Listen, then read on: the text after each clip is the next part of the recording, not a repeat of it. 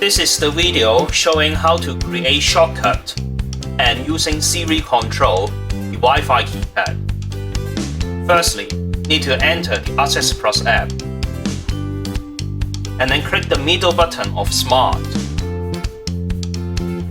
On the right top corner, there is a plus sign. Press it. And then press Launch Tab to Run. And run the device.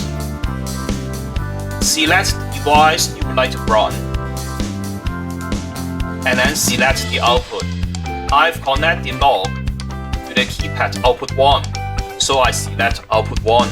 And then press on and save. After that, press next and then save. Now you have created a shortcut for output 1 for the Wi-Fi keypad DK-2872. You can press the shortcut. The lock is unlocked. Further, you will see in the home page there is a button as well. Press the button and you can unlock the lock.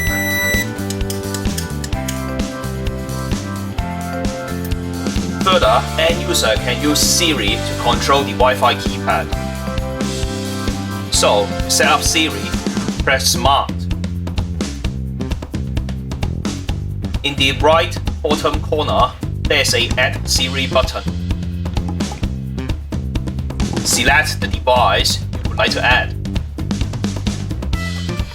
And then change the voice phrase. Unlock the door. Unlock the door. And then press Done. Now you can use Siri to control the Wi-Fi keypad. Hey Siri, unlock the door. Okay, done.